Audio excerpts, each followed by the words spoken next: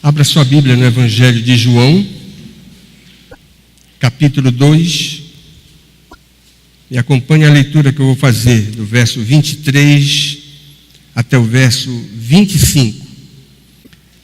Estando ele em Jerusalém, durante a festa da Páscoa, muitos, vendo os sinais que ele fazia, creram no seu nome. Mas o próprio Jesus não se confiava a eles, porque os conhecia a todos. E não precisava de que alguém lhe desse testemunho a respeito do homem, porque ele mesmo sabia o que era a natureza humana. Vamos orar. Deus eterno, mais uma vez te damos graças pela bênção de estar na tua casa, pelo privilégio de poder te oferecer a nossa adoração.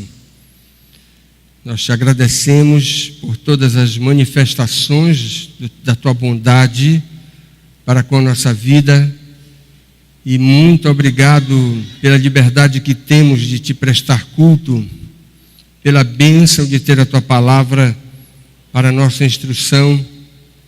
E pedimos que neste momento o Senhor nos ajude a compreendê-la, que o Senhor ilumine nosso entendimento através da obra poderosa do Teu Espírito Santo e o Senhor nos conduza a toda a verdade e nesta noite o Senhor nos traga lições espirituais que sejam úteis para cada um de nós e que Teu Espírito não apenas nos permita lembrar dessas lições, mas colocá-las em prática nas circunstâncias em que elas se fizerem necessárias. Tenha misericórdia, Senhor, de cada pessoa aqui presente esta noite. Abençoa aqueles que já são crentes e podem dar testemunho de que te conhecem. E aqueles que ainda estão num processo de conversão, que o Senhor seja misericordioso para com eles e os alcance também pela tua graça e pelo teu poder. É no nome do Senhor Jesus que nós choramos. Amém. Esses versículos, eles parecem ser extremamente significativos no lugar em que eles encontram, aqui no quarto evangelho.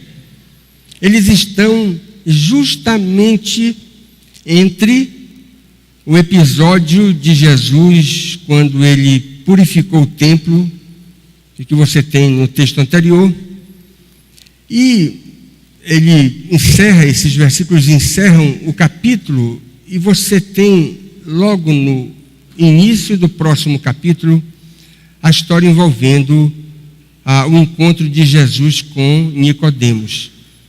Tendo isso em mente, nós podemos dizer sem medo de errar que este parágrafo é um parágrafo reconhecidamente de transição. Isso porque, em primeiro lugar, ele está ligado com a história anterior, porque Jesus faz questão, o evangelista João faz questão de dizer no início do verso 23, que Jesus continua em Jerusalém e ele está participando da festa da Páscoa. Mas esse texto também se liga com a história subsequente, porque o tema que você tem por trás desses 3 versículos,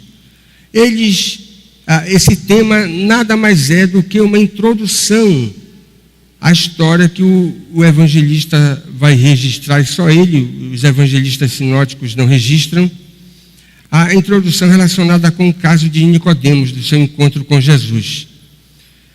Portanto, aqui nós temos um parágrafo de transição, ligado com o texto anterior e também vinculado, estreitamente vinculado com a história que se segue no capítulo 3.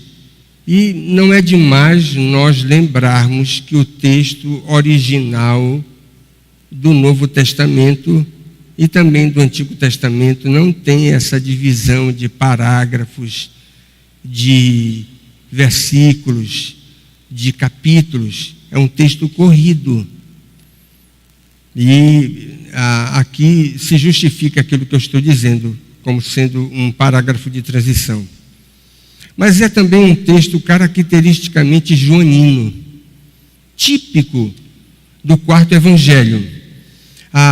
Você deve ter em mente que o evangelista João, ele escreveu o evangelho o seu esboço é com base em 7 sinais. É o evangelho, portanto, dos sinais. E cada sinal apresentado por João tem o objetivo de contrastar com a incredulidade reinante naqueles dias. E o objetivo do evangelista é dizer o seguinte: a incredulidade do coração humano não é removida através da observação de milagres. Muita gente acredita que milagres têm poder de remover a incredulidade do coração humano. Não tem. Porque a tese do evangelista é a seguinte: o maior de todos os milagres já realizados na face da terra, que é o último que ele conta dos 7, que não é a ressurreição de Lázaro. A ressurreição de Lázaro, no capítulo 11 do Evangelho de João, é apenas uma pré-estreia. João está dizendo, olha, aqui a ressurreição de Lázaro, que é um fato assombroso e que, apesar daqueles judeus incrédulos contemplarem um sinal tão expoente do poder de Cristo, mesmo assim eles continuaram descrendo na pessoa de Cristo. Mas aí ele joga uma pá de cal na incredulidade. Ele diz, olha, a resistência diante da incredulidade, diante da ressurreição de Lázaro, já é uma coisa assombrosa. Mas a incredulidade, ela continua persistente, mesmo depois que esses mesmos incrédulos têm o privilégio e a oportunidade de experimentar, de ver, de vivenciar a ressurreição do Filho de Deus. E é assim que o evangelista termina a sua obra, o quarto evangelho. A incredulidade, portanto, não é removida do coração dos ímpios, nem com a experiência com o maior de todos os milagres. Portanto, a conclusão do evangelista é que os milagres são necessários para fortalecer a fé daqueles que já são crentes. É o que você tem no capítulo 20 do quarto evangelho, no verso 30 e no verso 31. Milagres não são expedientes de Deus para a evangelização, mas para o fortalecimento daqueles que já creem. É isso que você tem. E essa tese está por trás desses versículos que eu acabei de ler, do verso 23 até o verso de número 25. Mas eu peço que você abra a sua Bíblia para confirmar que, na verdade, esse é o assunto que vai permear todo o quarto evangelho. Capítulo 12 de João, o verso 37. Olha o que diz o texto. E é isso que o evangelista procura demonstrar em toda a sua obra. E embora tivesse Jesus feito tantos sinais na sua presença, eles continuaram incrédulos. Mesmo Jesus tendo feito inúmeros sinais. Irmãos, o tema de hoje à noite é a descrença religiosa diante da majestade de Cristo. Talvez seja um tema apropriado, Sérgio, para colocar no título da nossa postagem, na nossa página. A descrença religiosa diante da majestade de Cristo. Eu quero ver 2 lições com os irmãos hoje à noite. Olha a primeira lição. A descrença religiosa, irmãos, com absoluta certeza, é um dos mais pavorosos fenômenos da existência humana. Existem muitos fenômenos assombrosos. Mas a descrença religiosa é alguma coisa pavorosa. Eu espero demonstrar para você isso hoje à noite, como sendo a pura verdade a partir desses versículos que nós acabamos de ler. Mas talvez você deva pensar, deve ter perguntado, mas descrença religiosa? Eu fiz questão de usar essa expressão porque não existe descrença apenas religiosa. Existe a chamada descrença filosófica, que parece ser, talvez você conheça alguém assim, né, que é um descrente filosófico. Significa dizer aquela pessoa que ela é incrédula, porque ela nunca aproveita, nunca se beneficia do expediente da dúvida. Duvidar é bom, mas duvidar é bom quando a sua dúvida ela é construtiva, lhe leva a abraçar a verdade que você está procurando. Se a dúvida é uma espécie de areia movediça da qual você não consegue sair, então essa dúvida é a dúvida que vai fazer você permanecer na incredulidade. E há muita gente assim, viciada na dúvida, e nunca resolve a sua dúvida, e fica duvidando sempre, porque não se beneficia desse expediente, que, num certo sentido, ele é proveitoso. Mas existe também a descrença científica, que é aquela que rejeita todo o sobrenatural. Não existe sobrenatural, porque a pessoa que alimenta esse tipo de descrença julga todas as coisas pelos seus padrões racionalistas. E ora, no seu estreito universo racional, as operações de Deus, as operações sobrenaturais, aquilo que a nossa razão não consegue explicar, não cabe nessa caixinha. Mas, irmãos, a pior de todas as descrenças é a descrença religiosa, por ser aquele tipo de incredulidade mascarada pelo verniz da falsa piedade. Descrença religiosa é incredulidade que se esconde através do verniz da religião, da piedade, da falsa espiritualidade. E aqui você tem um texto clássico sobre isso. Mas a pergunta é a seguinte, porque eu fiz uma afirmativa. Por que a descrença religiosa é uma coisa extremamente pavorosa aos olhos de Deus? Lá vai a primeira resposta. Porque talvez na experiência humana não exista algo tão grave do que lidar com as coisas espirituais sem se beneficiar delas. Olha que coisa interessante. Talvez não exista algo mais grave do que lidar com as coisas sagradas e não se apropriar dos seus benefícios. Isso pode se dar de duas maneiras.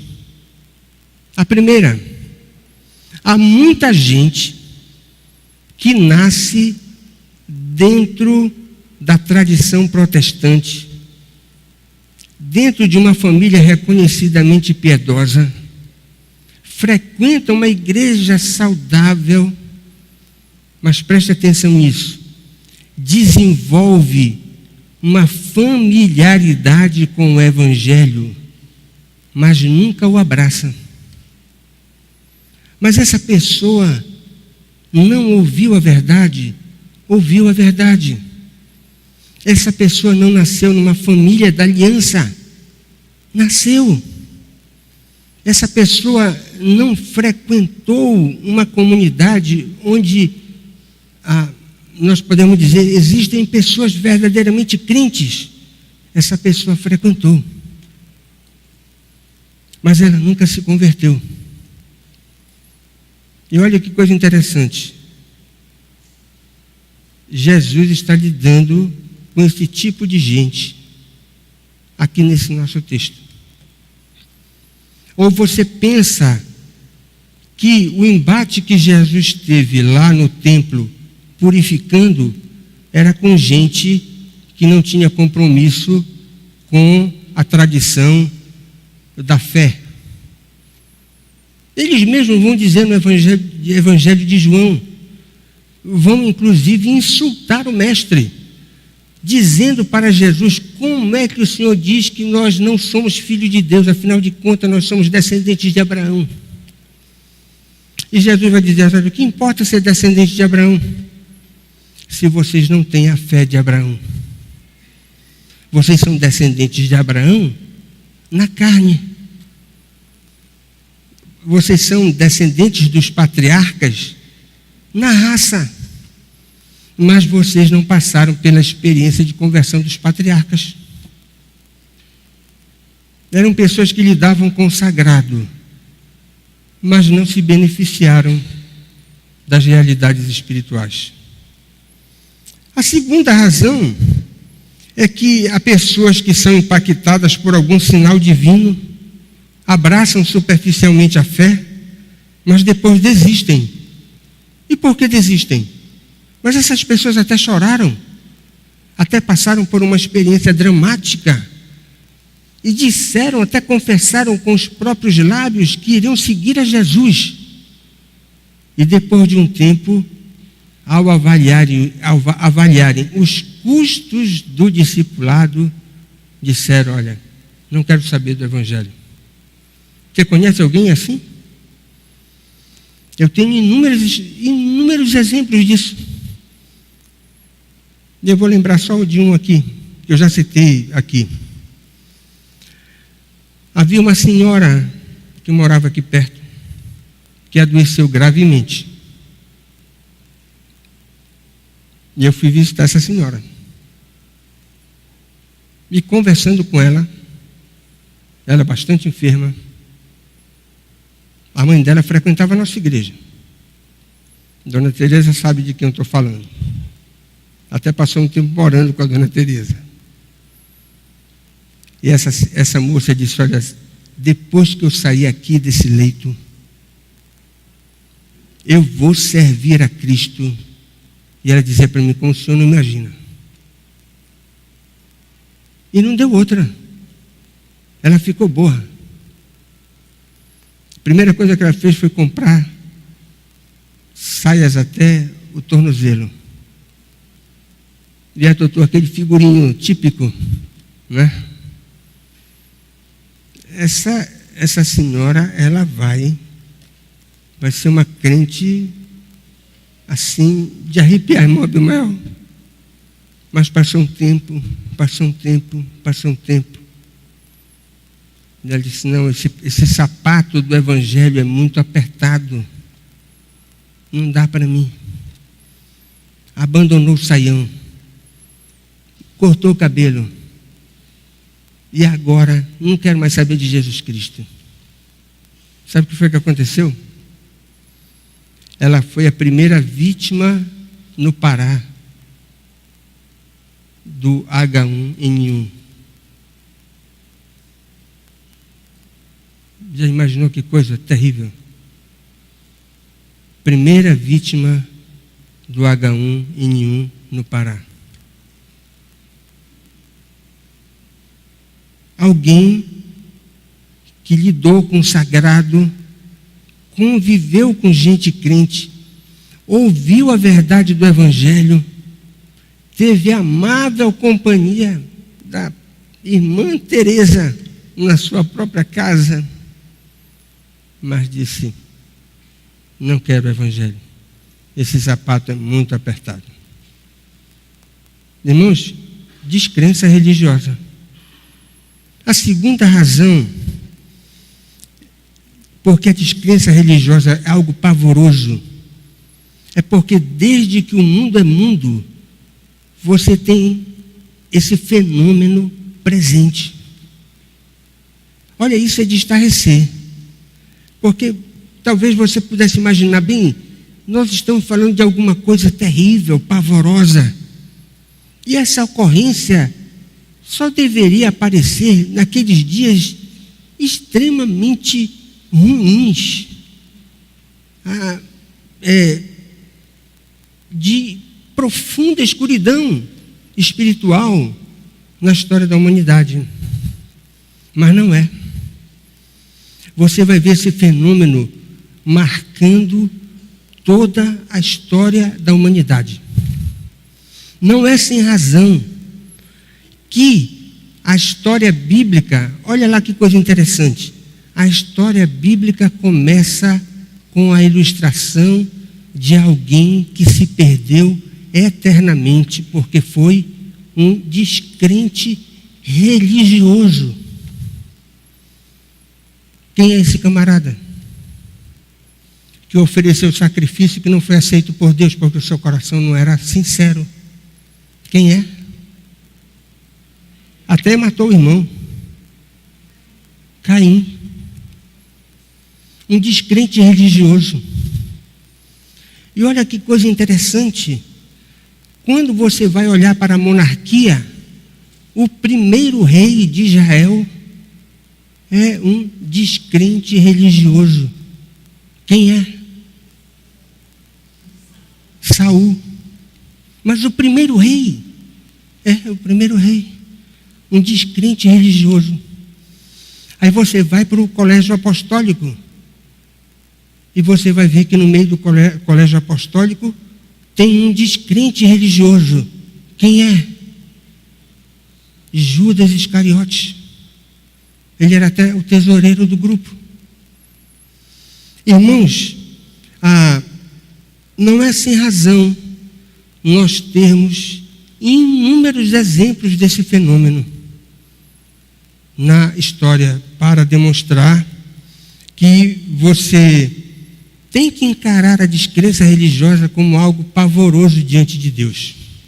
E comentando esse texto, João Calvino diz que ele não usa essa expressão descrença religiosa. Ele prefere uma outra denominação para esse fenômeno. Ele diz que ele fala da descrença religiosa, ele lida com o conceito, mas ele não usa essa expressão, ele usa só uma palavra. Ele diz, olha, é hipocrisia. Calvino, ao comentar esse texto, ele disse, olha, nada existe mais danoso do que isso. E é por essa razão, comentário dele, que você vê a presença desse fenômeno frequentemente na história da humanidade. Irmãos, a terceira razão,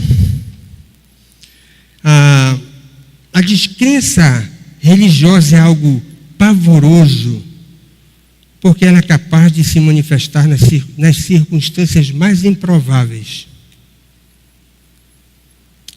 Como é que se mede o poder de uma bactéria?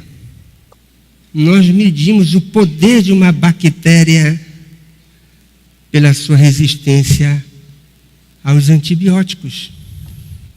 Olha, até a enfermeira disse, é isso mesmo, então estou bem acompanhado, né? Estou certo. A enfermeira me ajudou, está certo isso lá, no hospital lá? É, né? Mas olha que coisa seguinte, olha que coisa interessante. O vigor de uma perversão, essa que nós estamos lidando aqui, descrença religiosa, nós também medimos pela resistência. Pela resistência. Nas circunstâncias onde você poderia dizer, olha, é improvável que ela se manifeste aqui, mas ela se manifesta. Olha que coisa interessante. Esses versículos são assombrosos porque mostram a descrença religiosa se manifestando naqueles dias indescritivelmente gloriosos, quando você tinha nada menos do que o Verbo de Deus encarnado na face da terra. Pessoas se comportarem como descrentes religiosos na frente de João Calvino, até a gente pode entender. Na frente do bispo Riley, até a gente aceita, né? De Martinho Lutero, John Owen, tantos gigantes que você tem na história da igreja. Mas preste atenção, descrença religiosa na presença do Verbo da vida é algo pavoroso. É algo pavoroso. Irmãos, e o evangelista João já tinha antecipado isso. Veja capítulo 1, verso 10. O Verbo estava no mundo, o mundo foi feito por intermédio dele, mas os descrentes religiosos não o conheceram. Eles estavam, e mais ainda, veja aí no verso 23. Eles não estavam em Bragança, com todo respeito à cidade natal da minha esposa. Eles estavam na cidade santa. Eles não estavam festejando uma ocorrência mundana, eles não estavam numa micareta. Numa micareta até você poder esperar muita impiedade. Mas eles estavam celebrando a festa mais significativa do calendário judaico, a Páscoa, que relembrava o feito mais poderoso realizado por Deus no Antigo Testamento. Não tem nenhum outro feito que se compare à Páscoa. Agora imagine essa ambiência em Jerusalém, na cidade santa, celebrando a Páscoa na presença do Verbo da vida. Irmãos, era de se esperar que a descrença religiosa não se manifestasse. Porque essa ambientação é altamente improvável para que esse fenômeno ocorra. E aí vem a confirmação. Ela é tão escandalosa que ela vai se manifestar mesmo nessas circunstâncias improváveis. Só pode ser algo pavoroso. Algo pavoroso. Irmãos, eu quero ver uma segunda lição aqui desse texto.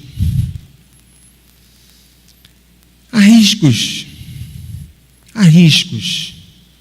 mas há uma vantagem infinita você ser confrontado ou ter que lidar com a majestade de Cristo. É algo muito arriscado, mas a gente pode dizer que há toda a esperança do mundo para determinadas pessoas que são confrontadas com a majestade do nosso Salvador. Nesses versículos, nós não temos apenas uma solene advertência para os descrentes religiosos, mas nós temos uma poderosa palavra de esperança para os descrentes sinceros. Porque existem pessoas que são descrentes, sabem que são descrentes, mas ao ouvirem o Evangelho, ao serem confrontados com a majestade de Cristo, essas pessoas são abatidas pelo poder de Deus e se convertem. Irmãos, tanto os profetas como os evangelistas, eles não são homens que apontam simplesmente para o fracasso. são arautos da esperança. Eu quero terminar essa mensagem com uma poderosa palavra de esperança, porque esse texto tem esse objetivo. Eu espero que você se convença disso. É claro que é um texto contundente de advertência para aqueles que nutrem alguma familiaridade com o Evangelho, mas não se convertem. Claro. Mas é um texto poderoso para dizer que há esperança na graça de Deus para os descrentes sinceros. Talvez nós tenhamos alguém aqui, hoje à noite, um descrente sincero. Olha que coisa interessante. Com relação aos descrentes religiosos, eles serão alvos da desconfiança de Jesus.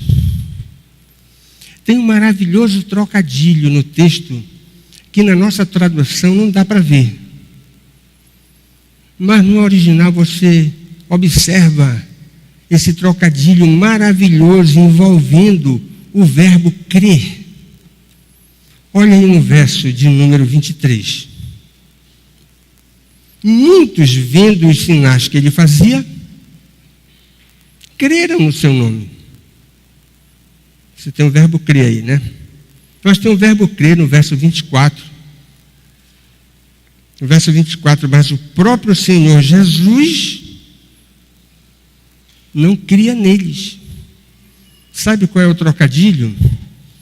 Eles confiaram falsamente em Jesus. E Jesus desconfiou verdadeiramente deles. Esse é o trocadilho que você tem. Maravilhoso. Eles disseram que estavam crendo em Cristo, mas era uma crença falsa.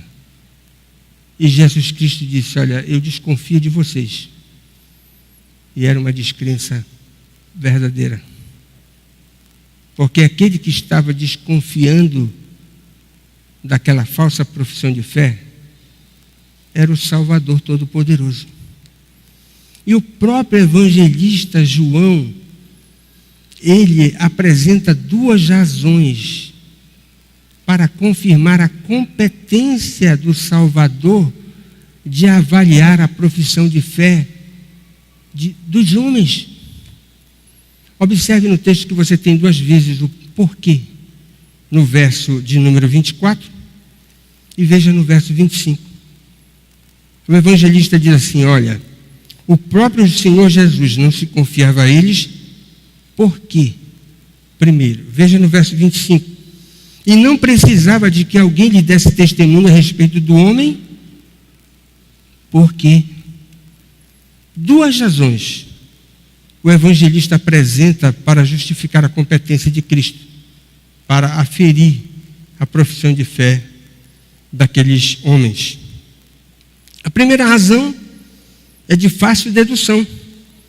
O evangelista diz: o próprio Jesus não se confiava a eles porque os conhecia a todos. O que é que isso significa? Primariamente significa que Jesus desconfiava daquela profissão de fé, daqueles homens que estavam diretamente lidando com ele naquela situação. Mas a gente sabe que, por extensão, todos os homens daquela época, conforme você tem no capítulo 1, no verso 10 que eu já mencionei, todos aqueles judeus que se juntaram para condenar Jesus à morte porque eram incrédulos, se encaixam também aqui.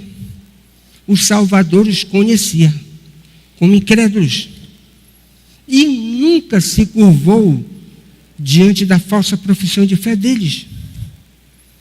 E também, mais além, nós podemos dizer que isso se aplica a todos os homens em toda a história que de fato se comportaram assim, como descrentes religiosos. Significa dizer que imediatamente aqueles homens que estavam lidando com Jesus foram interpretados assim. Toda aquela geração que levou Jesus à cruz, o Salvador os conhecia muito bem. E todos os homens que já passaram pela história e que professaram a fé de maneira falsa, o Salvador também os conhece, tanto quanto ele conhece hoje quem está nessa condição.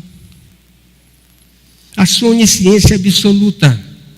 Portanto, a primeira razão que o evangelista apresenta para dizer o Salvador é competente para fazer esse tipo de avaliação. Mas veja a segunda razão, o segundo porquê. Nós podemos dizer que no verso 25, o Salvador diz assim, o evangelista diz assim: o Salvador é competente para fazer esse tipo de avaliação porque ele tem um conhecimento solidário. O conhecimento de Jesus não era apenas absoluto, que sondava mente e corações sem precisar sequer de ouvir uma só palavra. Mas ele era um conhecimento também solidário, porque o Salvador Jesus era perfeitamente homem. 100% homem. Significa dizer que, ao assumir a natureza humana, Cristo teve que lidar com todos os pendores da natureza humana, que nós podemos designar como inclinações da carne, que levam os homens a experimentar a incredulidade. Jesus era perfeitamente homem. E será que ele não foi acossado pela incredulidade? Claro, em muitos e muitos momentos. Ou você pensa que a experiência que Jesus Cristo teve com as tentações do deserto, no deserto, foram tentações fictícias? Você acha que a experiência que Jesus Cristo teve no jardim do Getsêmani não foram experiências reais? Quando o próprio Salvador suou sangue, quando 3 vezes ele pediu para o Pai que o livrasse de sorver aquele cálice. Ele estava ali num momento dramático, no limite das suas forças. Mas ele não se deixou sucumbir diante dos pendores da sua natureza humana. Irmãos, conclusão. Para os descrentes, que são religiosos e, portanto, disfarçados, é insuportável ter que lidar com a majestade de Cristo, porque o próprio Salvador vai identificá-los, ainda que eles não digam uma só palavra, ainda que eles não realizem um só ato que possa denunciá-los,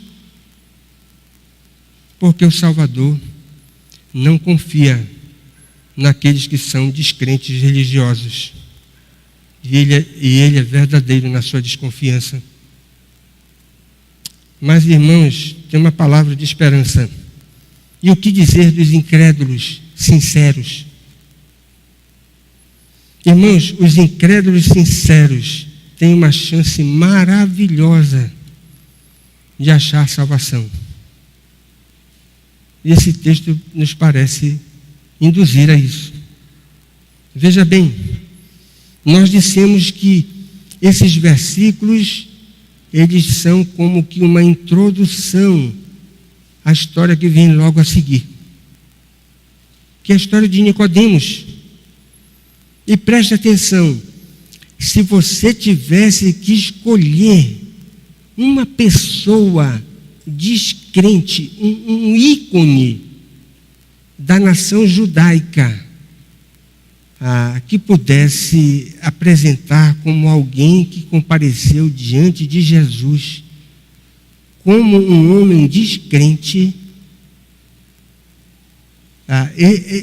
esse exemplo, e é por isso que João lança a mão dele, seria Nicodemos. Nicodemos tem todas as características de alguém descrente que talvez eu, não sei você, poderia dizer: esse homem nunca vai se converter, porque ele tem todas as características para permanecer incrédulo até o final da sua vida. Eu espero convencer você quando a gente estiver tratando do capítulo 3. Mas preste atenção, ele, apesar de ser religioso, ele era um descrente sincero.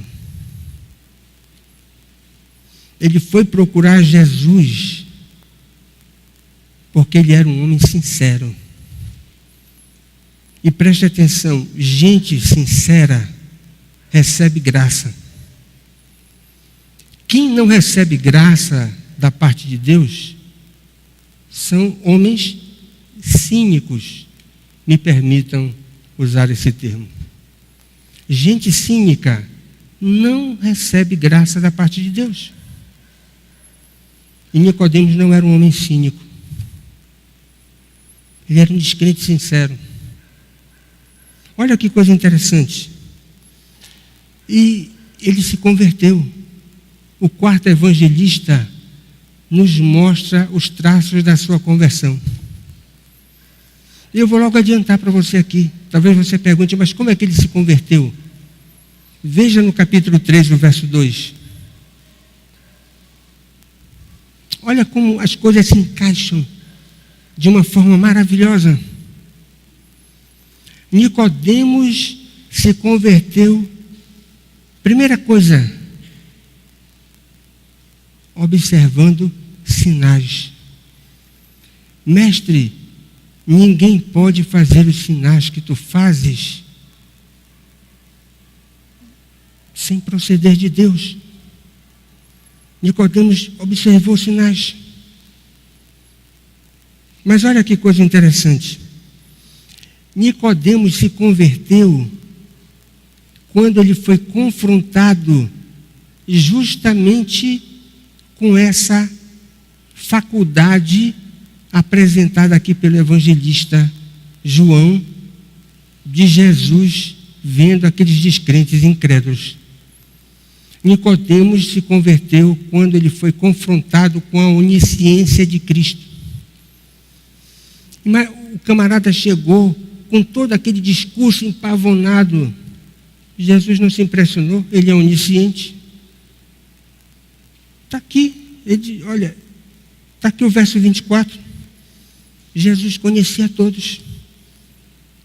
É onisciente Jesus. E ele não se impressionou com o discurso de Nicodemos e disse para Nicodemos: você precisa nascer de novo. Veja aí o verso de número 20, o verso de número 3, do capítulo 3. Jesus confrontou Nicodemos. Veja o verso 7. Confronto de novo. Veja o verso 10. Confronto. Preste atenção, irmãos. O bispo Riley está certo. E jamais desconfie disso. O evangelho que não fere é o evangelho que não salva. O bispo Riley está certo. Se você tem um parente incrédulo, não adianta alisar. Se você quer a conversão do seu parente, você vai ter que confrontar o seu parente. Essa é a maneira.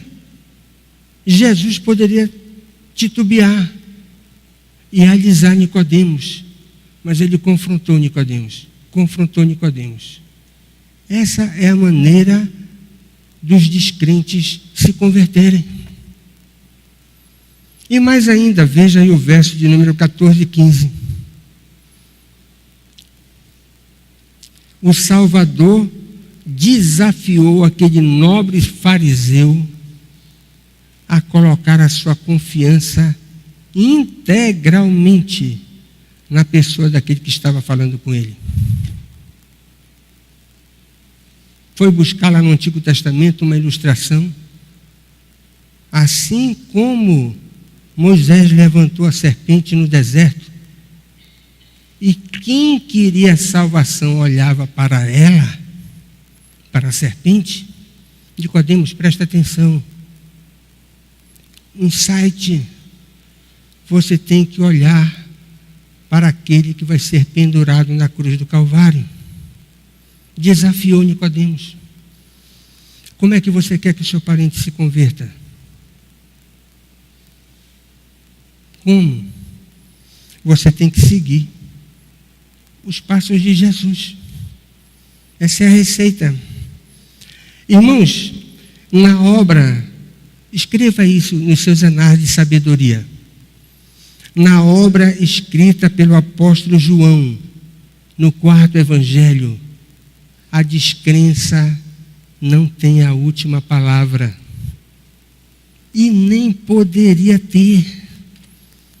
Porque o evangelista João está escrevendo a história da salvação. A descrença não pode ter a última palavra. Quem tem a última palavra é a fé. E a fé que Deus concede para descrentes sinceros, que vão ser confrontados pelo Evangelho. E deixa eu dizer para você, como é que isso é verdade? Você quer ver como é que isso é verdade no Evangelho de João? Veja lá como foi que Jesus tratou com a mulher samaritana. A mulher samaritana chegou com Jesus com seu currículo escondido. Não é verdade? E Jesus Cristo logo disse para ela todos os cursos que ela já tinha feito. Não é? E a mulher se converteu. Como é que Jesus tratou com o paralítico lá do tanque de Betesda? Do mesmo jeito. Ele fez com Nicodemos, fez com a mulher samaritana, fez com o paralítico. Porque esse é o método de Jesus, de trazer pecadores para a luz. Irmãos, todos esses exemplos que eu mencionei, exclusivos do Evangelho de João, são de pecadores sinceros que se convertem quando são confrontados com a majestade de Cristo. Que coisa maravilhosa! Esse é um anúncio poderoso do Evangelho. Deixa eu fazer algumas perguntas para você aqui, hoje à noite. A primeira delas: quem aqui conhece alguém profundamente religioso, mas descrente? Conhece, Júnior? A pessoa é extremamente religiosa, mas é descrente. Como você vai lidar com esse tipo de pessoa? Procure imitar o mestre. Essa é a maneira de lidar com esse tipo de fenômeno. Uma segunda pergunta, irmãos: quem aqui tem receio de ser confrontado com a majestade de Cristo? Ainda bem, ninguém, né?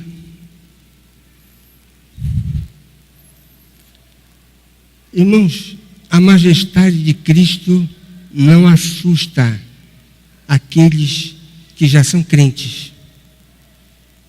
Mas deixa eu dizer uma coisa para você: ela também não assusta aqueles que ainda estão na condição de descrentes, mas são sinceros. Esses que são descrentes e sinceros não se assustam diante da majestade de Cristo, porque é a maneira de Deus de chamá-los para a fé. E por último, há alguém aqui que ainda está sinceramente na incredulidade?